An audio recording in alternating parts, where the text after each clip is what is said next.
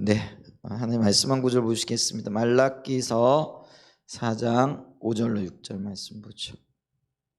말라기서 4장 5절과 6절.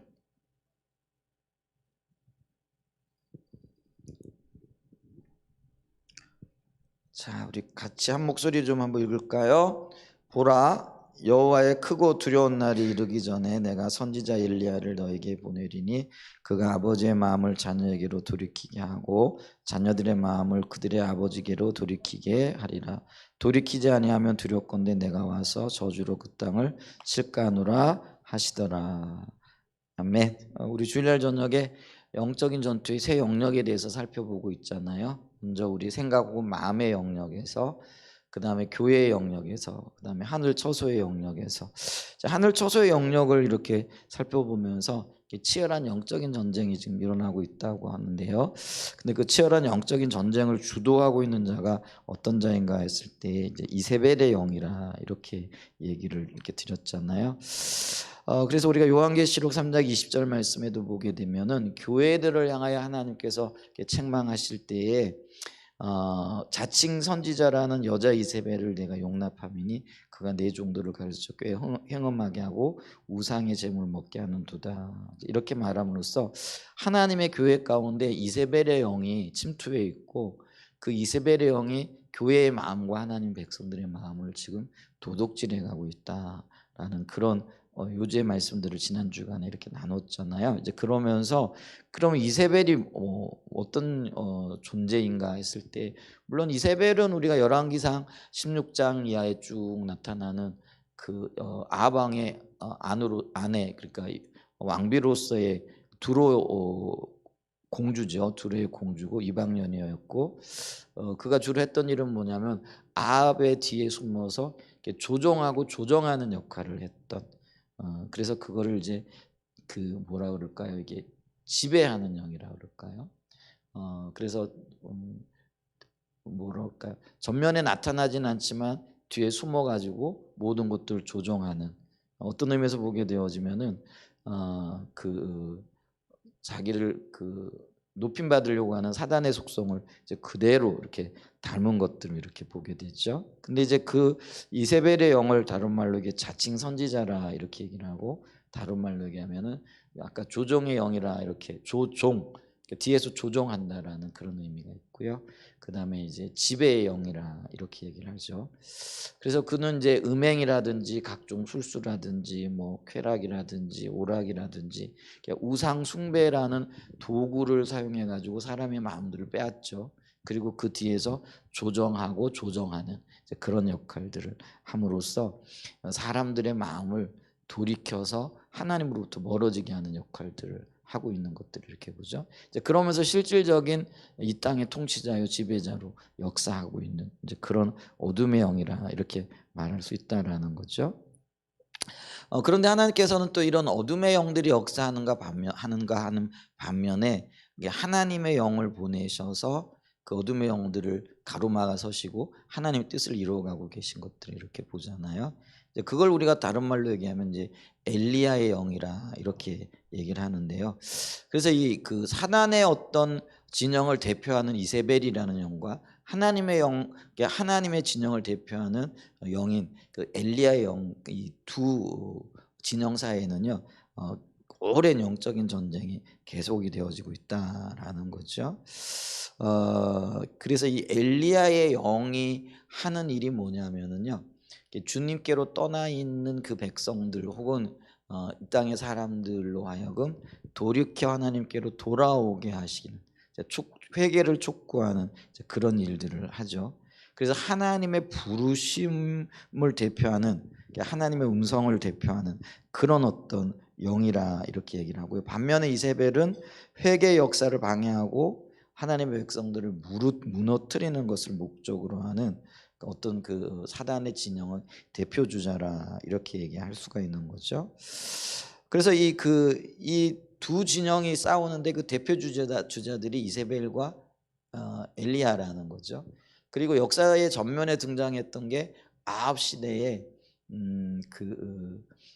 이세벨이 아합 왕을 조종해 가지고 이스라엘 전체를 바알에게 무릎 꿇게 하고 또 하나님의 선지자들을 박해하고 또 하나님을 찾는 무리들을 박해했던 그것을 우리가 볼 수 있잖아요. 이제 그랬을 때 이제 우리가 이 두 진영 간의 어떤 전쟁을 이렇게 보려면은 열왕기상 17장을 쭉 보게 되어지면은 그 사이에 굉장히 치열한 영적인 전쟁을 이렇게 보는 거죠. 그래서 어떤 면에서 보면은요, 이 이스벨의 대응자, 대척점에 서 있는 게 엘리야이고요. 또 엘리야의 사역을 어떻게 하든지 방해하려고 하는 존재가 바로 이세벨이었다라는 것들을 이렇게 보죠. 자, 엘리야가 하나님의 말씀으로 담대했다고 한다면은요, 이세벨은요, 뭐라 그럴까요? 그 음모, 술수 뭐 이런 것들로 이렇게 철면피처럼 이렇게 자기 자신을 가리고 유혹하는 그런 역할들을 했던 것들을 이렇게 보죠. 반면에 이 엘리야는 또요, 이 악에 대해서 굉장히 무자비하게 이렇게 대응을 하게 되는 거죠. 예를 들면 우리가 열왕기상 18장에 보면은 하나님을 떠났던 그 이세벨을 대표했던 진영, 바알 신전의 제사장들, 아세라 신전의 제사장들과 영적인 대결을 하게 되어지고 그 영적인 대결에서 승리하면서 그들을 한꺼번에 죽이는 그런 철저한 악에 대한 척결이 나타나는 것들을 이렇게 보죠. 근데 반면에 이세벨은요, 의로움에 대해서, 의로운 자들에 대해서 또 철저한 어떤 뭐랄까요, 악한 행위를 하게 되는 것을 보죠. 그래서 엘리야가 뭐라고 얘기를 하느냐면은요, 하나님을 경외하는 사람이 이 땅에 한 사람도 없다 이렇게 얘기를 하잖아요. 근데 이제 하나님은 나를 경외하는 자 7천을 남겨놨다. 그러니까 이 엘리야가 볼 때는 나만 남았습니다라고 할 정도로 그 나라의 그 땅에 하나님을 경외하는 모든 자들을 철저하게 박해하고 철저하게 이렇게 물리쳤던 것들을 이렇게 보죠. 또 한편으로 보면은 이 엘리야는 하나님의 말씀과 하나님의 방법을 쫓아간 사람이죠. 근데 이세벨은 사술과 속이는 말들로 이루어진 어떤 그런 힘과 능력을 가지고 철저하게 하나님 일을 대적했던 사람들이라는 거죠. 근데 문제는 뭐냐면 이런 역사적으로 나타났던 엘리야와 이세벨의 영적인 대결과 전쟁이 이 시대에도 계속 되어지고 있다라는 거죠. 그러면서 우리가 아까 우리가 그 요한계시록 3장 20절이 두아디라 교회에 주어진 말씀이잖아요. 근데 이 두아디라 교회는 소아시아 지역의 7교회를 대표하는, 그러니까 소아시아 지역의 교회를 대표하는 7교회인데 많은 분들은 이것이 마지막 시대에 있게 되어질 교회 모습이라 이렇게 얘기를 하거든요. 자, 그랬을 때 이 마지막 시대의 교회에 교묘하게 들어와 가지고 교회를 속이는 존재들, 그게 이제 자칭 선지자라고 하는 여자 이세벨이었다라는 거죠. 그들이 근데 뭐라고요? 음행과 우상 숭배를 통해 가지고 교회를 무너뜨리는 역할들을 하는 거죠. 근데 이제 그것을 용납했을 때 하나님께서 징계하시고 심판하시겠다. 근데 누구를 통해서? 엘리야를 통해서. 근데 이제 엘리야라는 게 특정한 사람이지만은 근데 그 이세벨도 마찬가지죠. 근데 그게 그러면 뭐 수천 년이 지나고 난 다음에 살아 있느냐? 그게 아니고요. 그 뒤에 역사하고 있는 영의 성격을 얘기하는 거라는 거죠. 어둠의 영과 하나님의 영이 대적하고 또 그 어떤 영역에서 보게 되어지면은요. 하나님을 경외하는 사람들이 약하게 되어지면 이세벨의 영을 가진 자들이 더 득세하게 되어지는 거죠. 반면에 엘리야처럼 강하고 담대하게 잘 훈련받은 하나님의 사람들이 세워지게 되어지면 이세벨의 영들이 약화되어지는 것들을 이렇게 본다라는 거죠. 그래서 우리가 말라기서 이렇게 보면은요, 하나님께서 이 마지막 시대에 이렇게 말씀하고 계시잖아요. 보라, 여호와의 크고 두려운 날이 이르기 전에, 이게 이제 마지막 시대를 가리키는 거예요. 내가 누구를 보내겠다라는 거죠. 선지자 엘리야를 너에게 보내는데 그 선지자 엘리야는 어떤 일을 할 사람이냐 하면 그가 아버지의 마음을 자녀에게로 돌이키게 하고 자녀들의 마음을 그들의 아버지에게로 돌이키게 하는 사역을 감당하겠다라고 이렇게 얘기를 한다라는 거죠. 자, 그러면서요, 이 말세를 우리는요, 예수님이 오심 때로부터 이렇게 볼 수 있는데, 예수님이 오시기 전에도 하나님께서 엘리야를 보내셨대요. 그들의 백성들의 마음을, 아까 이 엘리야의 사역 중에 하나가 회개케 하는 일이라고 그랬잖아요. 주님께로 돌이키고 그들의 삶을 하나님께로 돌아오게 하는 역할을 하게 하는 거죠. 근데 그 역할을 했던 사람이 예수님 시대에 누구예요? 요한이라는 거죠.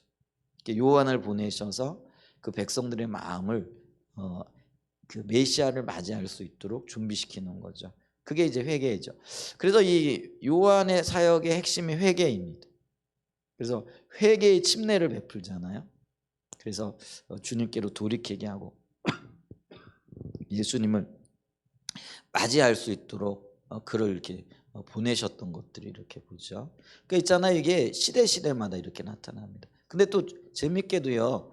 이 그 엘리야, 그러니까 예수님 시대의 엘리야였던 침례 요한을 마가 선자가 누구예요? 그를 죽음으로 몰아놨던 여인이 있잖아요. 그게 헤로디아라는 거죠. 네, 사슬과 속임수로. 근데 이게 이세벨의 영이에요. 그러니까 있잖아요. 이렇게 나타나는 사람은 달라요. 그러니까 엘리야의 영을 대변하는 사람이 침례 요한이고요. 이세벨의 영을 대변하는 사람이 누구예요? 헤로디아라는 거죠. 그러니까 이 그 헤로디아는 엘리야의, 그러니까 침례 요한의 사역을 방해하는 거고요. 그리고 이 침례 요한은요, 어떻게 하든지 하나님의 나라를 세워가려고 하고, 이제 이게 서로 대척점에 서게 되어져 있다라는 거죠. 그러니까 오늘날에도요, 우리가 하나님의 그 엘리야의 영으로 살아가는, 이게 이제 뭐 엘리야라는 특정한 사람을 얘기하는 게 아니에요. 하나님께로 마음을 돌이키고 주님의 뜻대로 살아가고자 하는 자들. 오늘날로 얘기하면은 십자가 복음에 철저히 서 있는 사람들이라는 거죠. 이게 이제 엘리야의 영이고 엘리야의 역사라는 거죠. 그럼 이 엘리야의 영과 엘리야의 역사를 대적하는 자들이 누구냐라는 거죠. 그게 이제 어떤 면에서는 거짓 신앙 체계에 있는 사람들이라고 했어요. 여러분, 완전하게 동떨어진 뭐 그런 뭐 전혀 상관없는 곳에서 이 이세벨이 활동하지 않는다라는 거죠. 사람을 속이고 또 사람의 눈을 멀게 하고 또 사람의 마음을 뺏어 가지고 이 참 신앙을 어떤 면에서는요, 박해하는 역할들을 하고, 그게 이제 이세벨의 역할. 그래서 이세벨이 뭐 하는 일이 뭐예요? 속이는 일이라는 거죠. 그리고 그 백성들로 하여금 어떻게 하는 거죠? 죄에 빠지게 하고 하나님의 길을 잃어버리게 하고, 그래서 쾌락과 향락에 빠지게 하는 이제 그런 역할들을 할 수 있다라는 거죠. 그래서 우리는 이제 이 시대에 엘리야의 영을 기다립니다. 그리고 엘리야의 영이 부어지기를. 근데 그 엘리야의 영이 부어질 때 우리가 엘리야가 되어질 수 있고 침례 요한이 되어질 수 있고, 우리가 우리의 마음을 주님께로 돌이킬 뿐만 아니라 그 뭐랄까, 경계에서 왔다 갔다 하는 사람들 있잖아요. 갈 길을 찾지 못하는 사람들.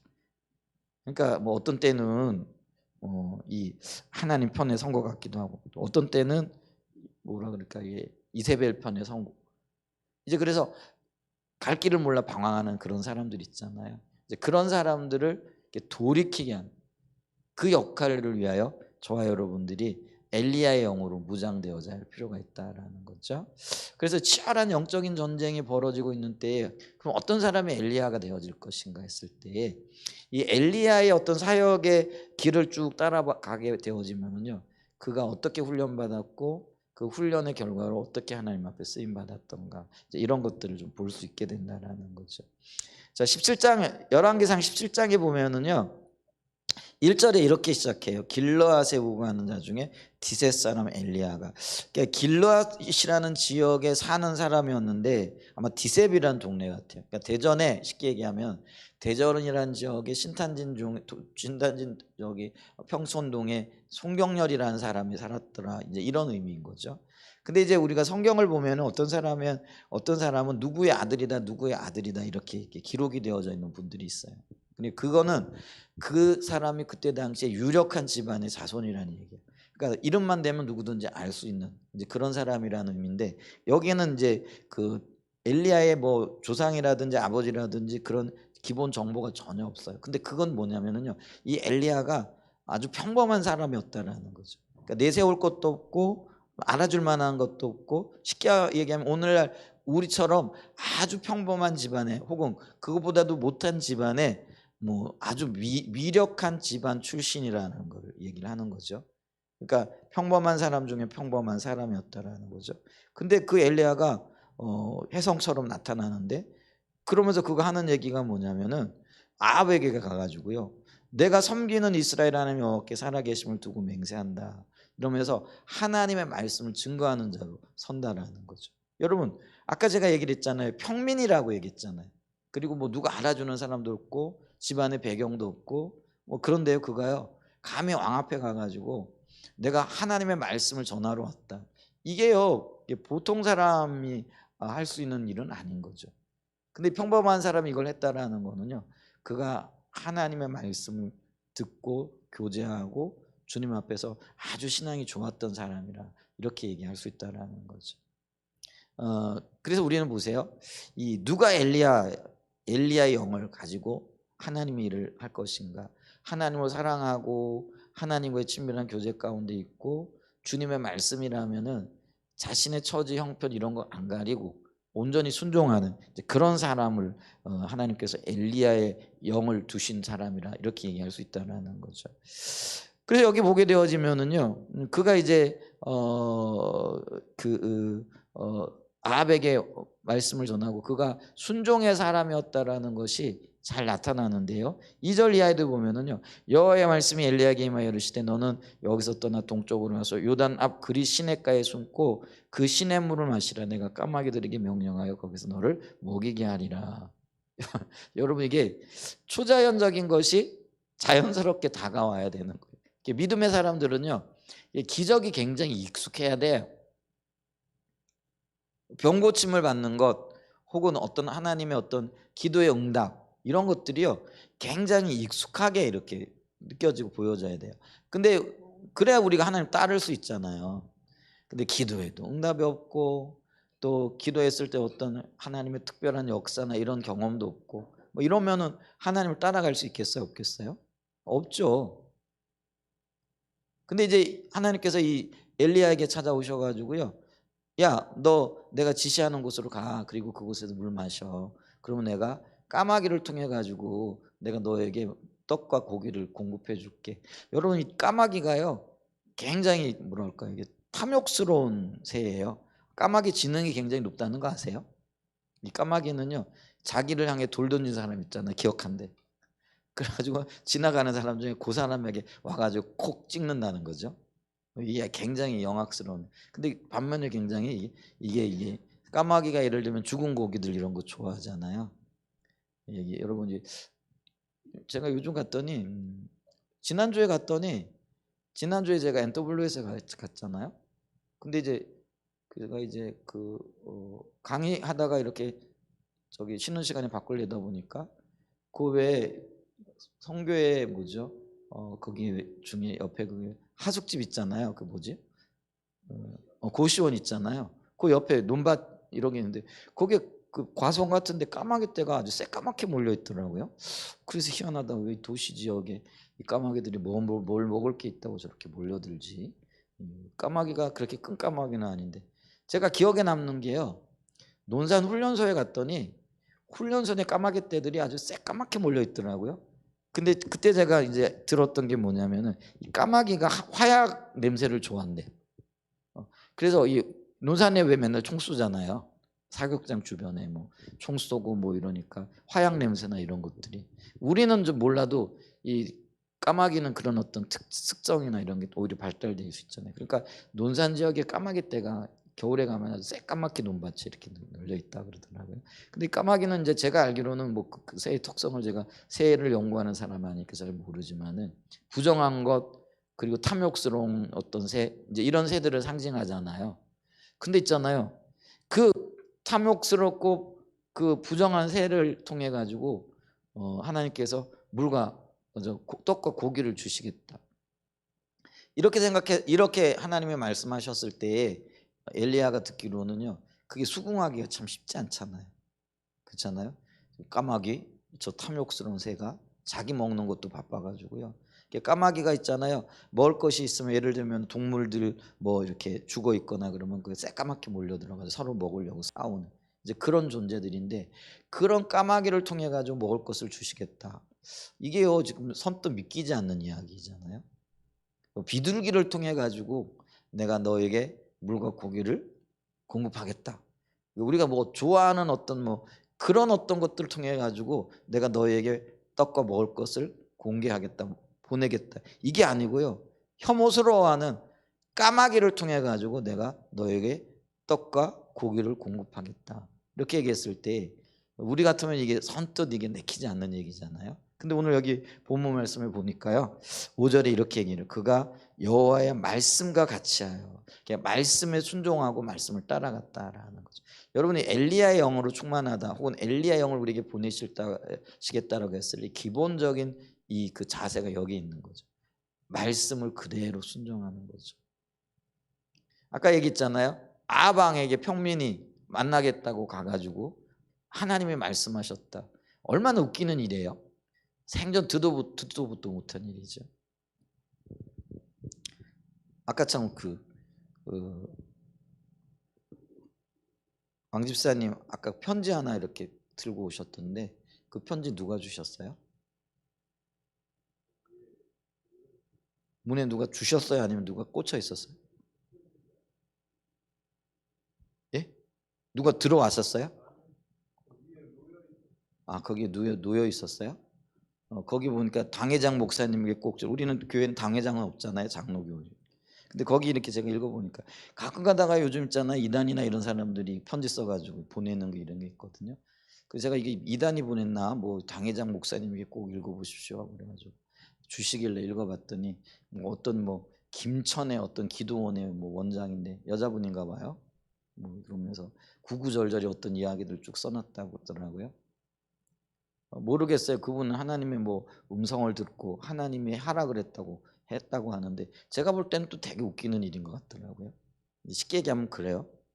근데 이제 그분이 예를 들면은 아주 유명한 목사님이고 잘 알려진 목사님이라 그러면 그 목사님이 와가지고 아, 내가 전국 교회에 하나님께서 주신 말씀이 있어가지고 그 말씀을 전하러 왔습니다. 한번 읽어보십시오. 이렇게 만약에 편지를 줬다 그러면 제가 그 편지를 아주 열심히 읽어보고 뭐 하겠죠. 근데 이제 부부는 뭐 김천에 있는 어떤 기도원에 뭐 예레미야 기도원이라 그러던가 뭐 기도원의 뭐 원장입니다 그러면서 이런 얘기 뭐 정치적인 얘기 뭐 누구 얘기 뭐 이런 걸 쭉 써놨더라고요. 어떤 교회 목사님 이야기 뭐 이런 걸 써놨더라고요. 근데 이제 그게 선뜻 이게 받아들여지지가 않는 거예요. 그게 본인은 이제 하나님께로부터 받았다라고 말씀을 하는데 제 입장에서는 그게 이제 우리가 생각하고 있는 어떤 것들과는 다른 거죠. 근데 제가 지금 뭐 그게 맞다 틀리다 이걸 얘기하는 게 아니고요. 아까 얘기했잖아요. 유명한 사람이 혹은 잘 알려진 분이 그렇게 얘기하면 제가 주의를 기울이고 읽어볼 거예요. 근데 이제 이분은 전혀 모르는 분이고 그러니까 제가 일단은 이게 뭐예요? 선을 그어놓는 거잖아요. 그거라는 거예요. 이 예레미야란다. 엘리야는 아까 얘기했죠. 무명의 사람이고 전혀 알려지지 않는 사람이잖아요. 근데 그런 사람이 왕 앞에 가가지고 하나님께서 주신 말씀이다 이렇게 말하는 게 사실은 대단한 용기가 필요하죠. 아마 저한테 편지를 보는 게 아니라 뭐 수만 장의 편지를 써가지고 아마 복사해가지고 뭐 쭉 돌리는 이제 그런 온 교회 다 돌아다니면서 보내는 이제 그런 어떤 내용인 것 같기는 한데 뭐 어쨌거나 그분은 나름대로 주님의 어떤 음성을 들었고 주님이 말씀하셨기 때문에 하는 어떤 순종의 어떤 행위이긴 하겠죠. 근데 그 자체가 쉽지 않다라는 거예요. 뭐 이거 편지 하나 복사해 가지고 뭐 지역에 돌아다니면서 돌린다라는 이것도 사실 시간과 경비가 굉장히 많이 드는 일이잖아요. 뭐 그게 진실 유무를 떠나 가지고 하여간 본인은 이제 그렇게 하고 있는 어떤 모습들을 이렇게 보면서 그것도 대단한 일이죠. 근데 이제 무명의 엘리야도요 이제 그랬다라는 거죠. 근데 이제 그가 그렇게 했던 이면에 뭐가 있는 거예요? 그게 하나님의 말씀이었기 때문에 그렇다라는 거죠. 그래서 아합을 찾아가는 것도 하나님의 말씀이고 그래서 순종했고 또 그리 시냇가로 숨어가지고 까마귀로부터 공급되어지는 떡과 고기를 먹는 것도 하나님의 말씀이었기 때문에 그 말씀대로 그대로 갔다라는 거죠. 그랬더니 이제 6절에 보면요. 이게 아까 얘기했잖아요. 기적 같은 일이에요. 까마귀가 그 탐욕스러운 새잖아요. 근데 그 탐욕스러운 그 새가 아침에도 떡과 고기를 저녁에도 떡과 고기를 궁금해요. 매일 같은 까마귀였는지 아니면 다른 까마귀였는지 뭐 그럴 수 있잖아요. 같은 까마귀일 수도 있고 아니면 뭐 하나님께서 다른 까마귀를 사용하셨을 수도 있는데 어쨌거나 까마귀들이 매일 아침에 떡과 고기를 저녁에도 떡과 고기를 가지고 왔대요. 시냇물이 마를 때까지 아마 상당 기간이 있었을 거예요. 뭐 적어도 한두 달 정도는 그게 유지되어지지 않았을까 이렇게 싶어요. 근데 이제 그러고 난 다음에 이제 강도를 높여가서 훈련하고 있는 것을 보죠. 여러분 이제 뭐 이 까마귀로부터 얻어먹는 거는요. 뭐 이게 뭐 어떤 면에서는 초자연적인 역사이기도 하고 이게 근데 뭐 이것 때문에 창피를 당한다든지 뭐 어떤 그런 사람과의 관계 속에서 일어나는 일은 아니잖아요. 근데 8절 이하에 보게 되어지면 주님이 뭐라고 말씀하시느냐면 시돈에 속한 사르밧으로 가래. 이방 지역이죠. 그리고 그 과부로부터 공개를 받으라 이렇게 얘기를 하는데 그 우리가 사르밧 과부와의 일화를 잘 아시잖아요. 근데 이거는요 사실은 선지자로서는 굉장히 창피한 일이거든요. 어떤 면에서 이것도 굉장히 순종하기가 쉽지 않은 일인 거죠. 먹을 것이 없어가지고 한 움큼의 가루를 가지고 마지막 남은 기름 한 방울로 떡을 만들어 가지고 구워 먹고 죽으려고 하는데 이거를 내게 먼저 가져와라 이렇게 말하기가 참 쉽지 않은 거잖아요. 근데 이제 우리가 쭉 이렇게 볼 때요 강도를 점점 좀 높여가요. 이제 그러면서 나중에는 뭐예요? 이 과부의 아들이 죽게 되어지고 죽은 과부의 아들을 살리는 이제 이런 어떤 일들을 통해서 하나님이 전능하시고 하나님의 말씀하신 바를 반드시 이루시는 분이라는 것을 훈련받고 그것이 그의 삶의 체득이 되어지는 거예요.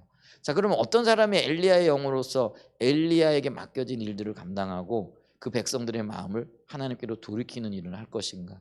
훈련되어진 사람만이 이 일을 감당할 수 있다라는 거예요. 근데 이 훈련에는요 많은 시간과 어떤 면에서는요 많은 세월이 필요해요. 인내가 필요하고요. 오늘 여기 우리가 엘리야의 어떤 사명들을 쭉 보아갈 때요.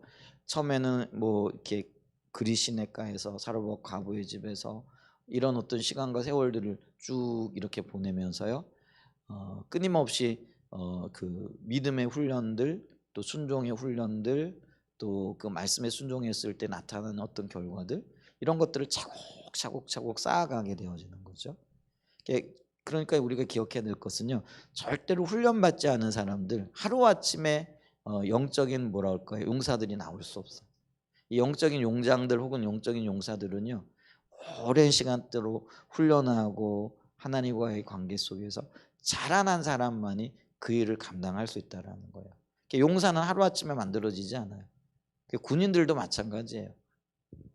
여러분 이제 미국이 그 옛날에 이제 그 한미 연합 훈련을 이렇게 했잖아요. 옛날에 그걸 팀 스피리트 훈련이라 이렇게 얘기를 했는데 북한이 이게 한미 연합 훈련을 굉장히 두려워했대요. 근데 그 두려워했던 이유 중에가 뭐 그 이유가 뭐냐면은요. 미군들은요. 이게 그 우리나라처럼 뭐죠? 징집이 아니라 이게 모병제잖아요. 그러니까 이렇게 자기들이 자원하는 사람들이 그러니까 이제 우리나라는 일반 병들이 주축이지만 그 사람들은 예를 들면 뭐 하사관이라든지 하사관들은 이게 그게 뭐죠? 오랫동안 군대 생활을 하는 사람이라는 거죠. 근데 오랫동안 군대 생활을 하는 사람들이 한 번 와서 훈련해서 훈련받고 또 받고 이게 계속 경험이 축적되어진다는 거예요. 그러면 이게요. 예를 들면 우리나라 군인들은 왜 뭐 훈련하고 나가 버리잖아요. 그럼 다시 와서 훈련 받잖아요. 그러면 그 훈련을 받으려면은 뭐랄까요? 시간도 없고 또 어떤 기술이나 이런 것들이 경험이나 이런 것들이 별로 축적이 되어지지 않는다라는. 근데 미군은 다르다라는 거예요. 한 번 와서 이렇게 훈련을 받았고 또 내년에 또 오고 이러면 이런 것들이 점점 그게 경험치가 축적이 되어지고요. 그러니까 이게 이런 것들이 굉장히 무서운 결과를 가져온다라는 거죠. 마찬가지로요. 믿음의 군사들은요. 이 훈련이 이렇게 뭐라 그럴까 이게 몸에 배고 그 몸에 밴 훈련들이 충분히 이게 소화가 되어지는 이제 그럴 때 이게 강력한 용맹한 군인 또 군사로서의 역할들을 감당하게 되어진다는 거죠. 근데 이 엘리야의 어떤 훈련 과정들을 보면은요. 왜 이게 필요할까 싶을 정도로 하나님이 시간을 가지고 하나 단계를 밟아가고 있는 모습들을 이렇게 보죠. 자, 우리가 이제 이거를 보면서 우리 자신을 보게 될 때 우리가 이 마지막 시대의 엘리야의 영으로서 백성들을 주님께로 돌이키는 경험해보지 않은 것들을 전할 수 없고 내가 만나지 못한 예수 그리스도를 말할 수가 없는 거죠. 그래서 훈련과 또 경험을 통해서 내가 만난 예수 그리스도를 내 삶에 충분히 누릴 뿐만 아니라 그걸 전하죠. 그걸 전하는 가운데 사람들의 마음을 예수 그리스도께로 돌이키고 그들의 마음이 하나님 앞에 온전하도록 촉구하는 그 일들을 엘리야가 감당해 나간다라는 거죠. 자, 그러면서 한편으로는 뭐냐면은요, 우리가 작은 훈련이 반복이 되어지면서 더 큰 일들을 감당하게 되어지는 원리들을 발견해 간다는 거죠. 그러니까 이거는 다른 말로 얘기하면요, 천리길도 한 걸음부터라는 말 있잖아요. 한 걸음을 안 뛰면은요, 우리 천리길 갈 수가 없어요. 그러니까 한 걸음 한 걸음 이렇게 걸어가면서 놀라운 영적인 진보들과 성장이 있게 되어지는데요. 이 엘리야의 어떤 영적인 경험도요, 점점 강도가 이렇게 강해지는 것들을 이렇게 봐요. 그러면서 처음에는 뭐 떡과 뭐 고기 자연적인 어떤 이치를 이렇게 거스르는 것들을 이렇게 경험해 가면서 나중엔 삶과 죽음의 문제를 경험하죠. 그래서 그 엘리야가 살박 과부의 아들을 살리면서 아, 이게 삶과 죽음까지도 주님 앞에 있구나. 생사가 걸린 그런 문제를 보죠. 근데 이게 이제 자기의 생사와는 아니에요. 근데 이제 나중에는 자기의 생명을 걸고 영적인 대결을 벌이는 게 그게 이제 그 뭐죠? 열왕기상 18절에 나타나는 거죠. 그래서 이 엘리야가 850명의 그 바알 제사장들과 아세라 제사장들과 영적인 대결을 벌일 그때는요. 여기 진짜 생과 사가 걸려 있는 거잖아요. 근데 이때는요, 자기의 생명을 걸고 영적인 대결을 벌이게 되어져요. 근데 이게요, 이 사르밧 과부의 아들을 살리는 경험이 없었으면은요, 생명의 주관자 되신 하나님을 못 만났기 때문에 이런 영적인 대결을 못 해요. 그래서 하나님이 하나하나 지금 훈련시키면서 나가고 있는 것들을 이렇게 보는 거죠. 이제 그러면서 그가요, 이 거짓을 무너뜨리고 흑암의 영들을 물리치고 진리를 세워가는 이제 그 일들을 이루어내는 거죠. 그러면서 진리를 드러내는 것, 하나님의 영광을 드러내는 것들을 우리가 보게 되어지잖아요.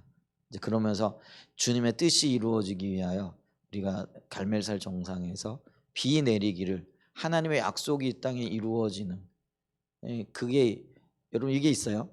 주님이 내게 어떤 약속을 하셨는데 그 약속이 나의 삶 속에 이루어지고 안 이루어지고는 이게 이제 어떤 면에서는 뭐 내게 국한되어진 일이에요. 그런데 이거를 다른 사람들이 얘기하고 다른 사람들이 그 약속의 말씀이 이루어지게 그걸 경험하게 하는 건 또 다른 별개의 문제잖아요. 그러니까 나하고의 관계 속에서 내가 안 이루어지면 에이, 하나님 안 하시네, 뭐 이래 버리면 되는 거예요. 근데 이거를 예를 들면은 이 엘리야 같은 경우는 국가적인 차원에서 지금 선포했잖아요. 그게 하나님의 말씀이 이루어져야 되는 거잖아요. 그럼 이거는요, 내 개인적인 문제와는 또 다른 어떤 엄청난 압박이 되어지는 것이고 하나님의 영광과 관련이 되어지는 일이기도 하잖아요. 그래서 이 하나님의 영광과 관련되어진 이 국가적인 비가 내리고 안 내리는 이 일이 이루어지기 하기 위해 가지고요, 약속이 있었음에도 불구하고 엘리야는요, 갈멜산에 올라가 가지고요, 정말 우리가 그 기도의 자세를 보잖아요. 해산하는 여인의 어떤 그런 고통을 짊어지고 기도하는 모습을 보죠. 그것도 7번이나. 그러니까 7번이라는 거는 완전수를 얘기를 하는 거잖아요. 그만큼 철저하게 기도하고 주님 앞에 자기 자신을 드렸다라는 거죠. 자, 이걸 보면서 우리가요, 이게 이제 엘리야인데 이 엘리야가 그 주님이 보내신 영이라는 거죠. 이 엘리야가 뭐 뛰어난 사람이었기 때문이 아니고요, 하나님의 영이 그와 함께 머물렀기 때문에 이가 이런 일을 해내는데, 근데 이 영은요, 아까도 얘기했지만은요, 하나님께서 하나님의 나라와 하나님의 뜻을 이루기 위하여 시대마다 보내시고 또 그를 통해 역사하시는 영이라는 거죠. 아까 얘기했잖아요. 엘리야가 있어요.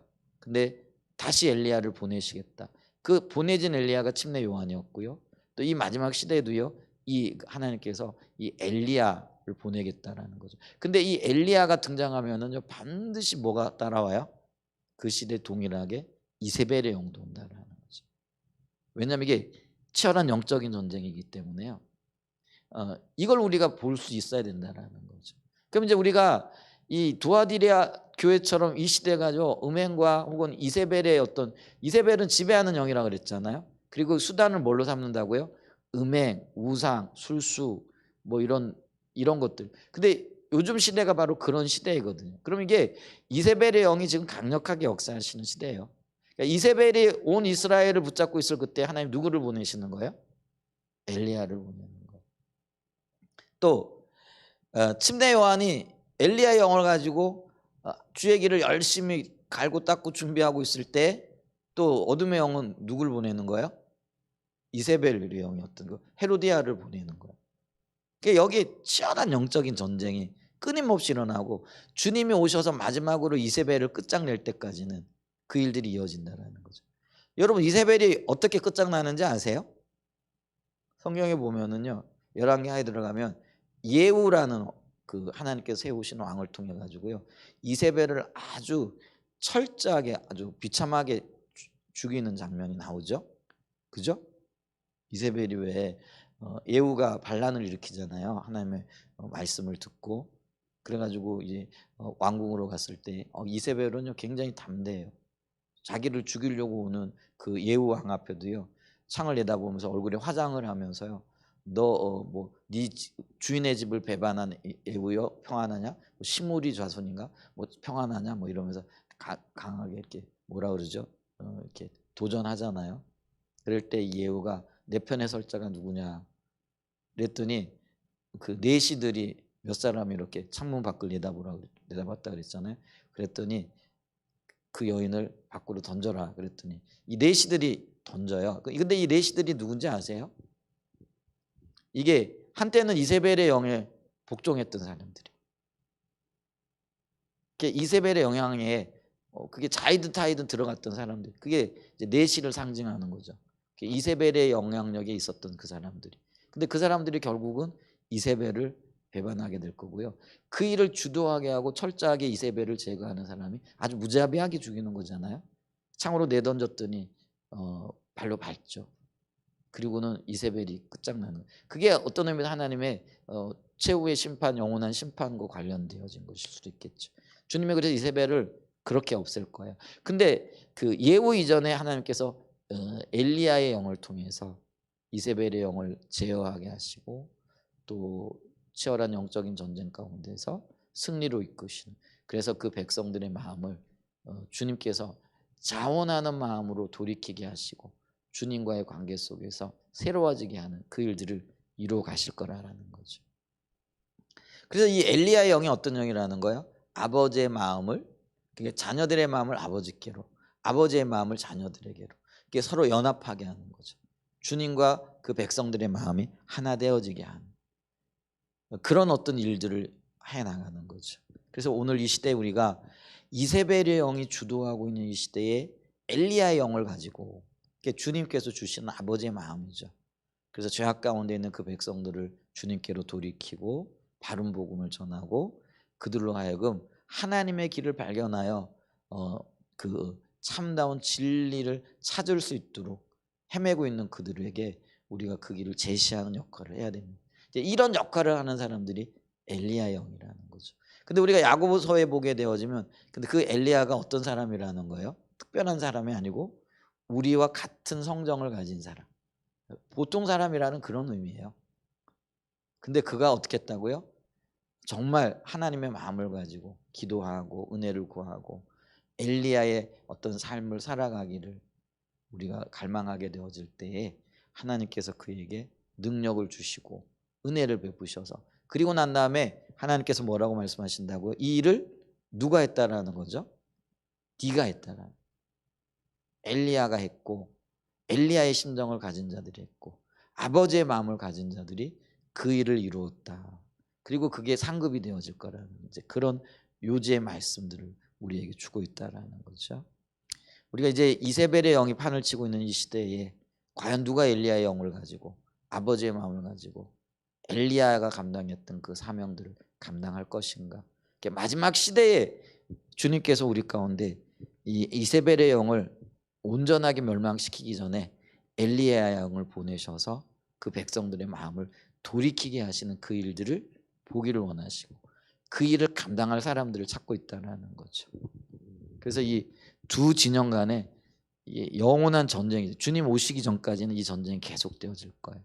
근데 이 전쟁이 계속되어진 이면에요, 우리는요 이 전쟁 속에서요 정말로 이렇게 참 진리의 선자가 누구고 가짜 진리를 붙잡고 있는 자가 누군가, 이런 것들을 선명하게 보게 하는 그런 역할들을, 주님은 그걸 옥석을 가리기를 원하시는 거지.